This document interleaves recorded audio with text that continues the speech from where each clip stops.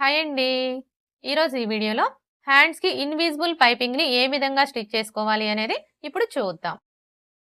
చూడండి, ముందుగా మనం ఏ కలర్ క్లాత్‌తో అయితే పైపింగ్ వేసుకోవాలి అనుకుంటున్నామో ఆ కలర్ క్లాత్‌ని తీసుకొని ఈ విధంగా 1 ఇంచి వెడల్పుతోటి మీరు స్ట్రెయిట్‌గా ఉండే పీస్ అయినా తీసుకోవచ్చు.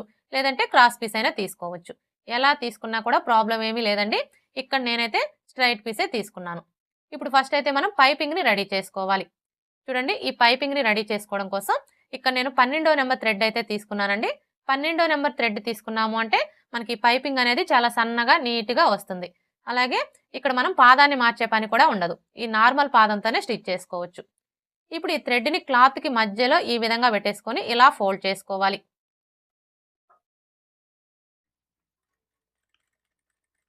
ఇలా ఫోల్డ్ చేసుకొని ఇక్కడి నుంచి స్టార్ట్ చేసుకొని థ్రెడ్ పక్కనే స్టిచ్ చేసుకోవాలి.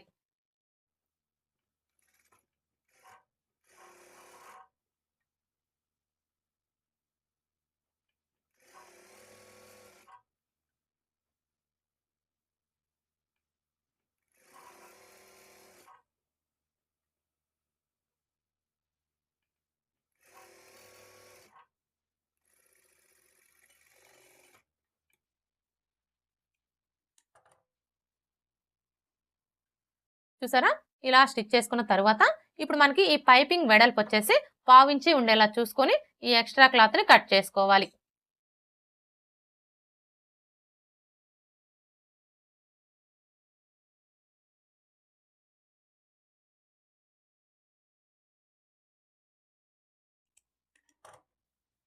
ఇలా కట్ చేసుకున్న తరువాత ఇప్పుడు మనం రెడీ చేసుకున్న ఈ పైపింగ్‌ని ఫస్ట్ అయితే లైనింగ్ క్లాత్‌కి జాయింట్ చేసుకోవాలి.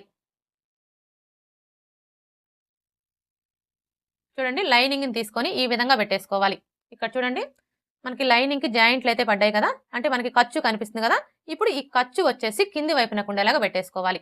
ఇలా పెట్టేసుకొని ఇప్పుడు మనం రెడీ చేసుకున్న ఈ పైపింగ్‌ని ఇక్కడి నుంచి ఈ విధంగా పెట్టేసుకొని ఇక్కడ చూడండి, ఆల్రెడీ మనకి స్టిచ్ కనిపిస్తుంది కదా! ఇప్పుడు ఇదే స్టిచ్ మీద ఇంకొక స్టిచ్ వేసుకోవాలి.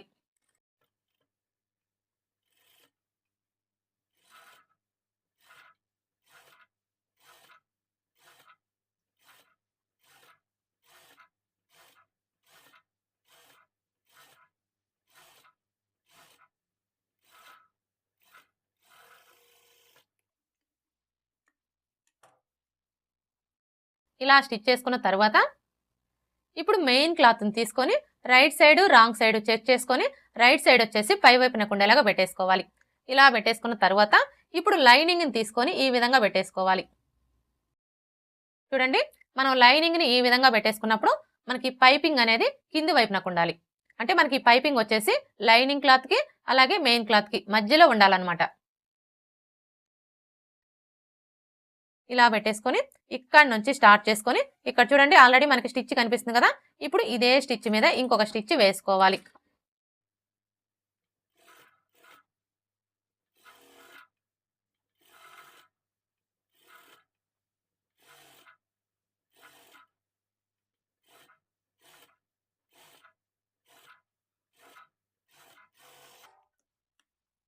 ఇలా స్టిచ్ చేసుకున్న తర్వాత ఇప్పుడు ఈ లైనింగ్‌ని ఇలా ఫోల్డ్ చేసుకొని ఇంకొక స్టిచ్ వేసుకోవాలి. చూడండి, మీరు ఈ స్టిచ్ వేసుకునేటప్పుడు పైపింగ్ మీద పడకుండా పైపింగ్ పక్కనే పడేలాగా స్టిచ్ చేసుకోండి.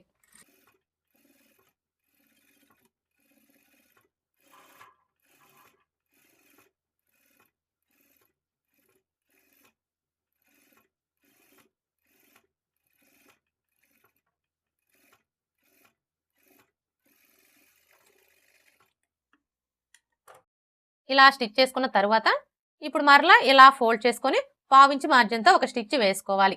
మీకు ఒకవేళ ఇక్కడ స్టిచ్ కనిపించకూడదు అనుకుంటే థ్రెడ్ పక్కనే అయినా స్టిచ్ చేసుకోవచ్చు.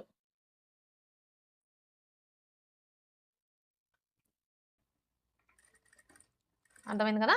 ఇక్కడ స్టిచ్ చేసి కనిపించకూడదు అనుకుంటే ఈ విధంగా పైపింగ్ పక్కనే స్టిచ్ చేసుకోండి.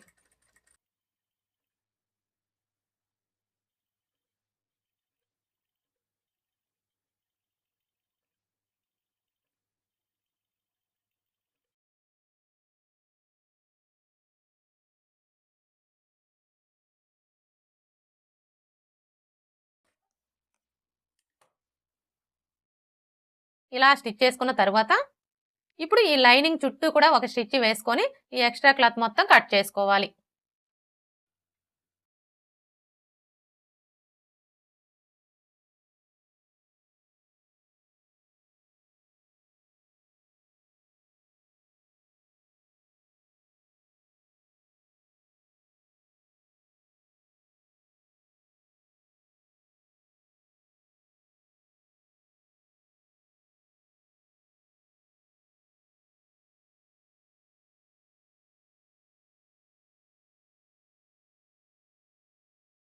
ఓకే ఫ్రెండ్స్, చూసారు కదా హ్యాండ్స్కి ఇన్విజిబుల్ పైపింగ్ని ఏ విధంగా స్టిచ్ చేసుకోవాలి అనేది.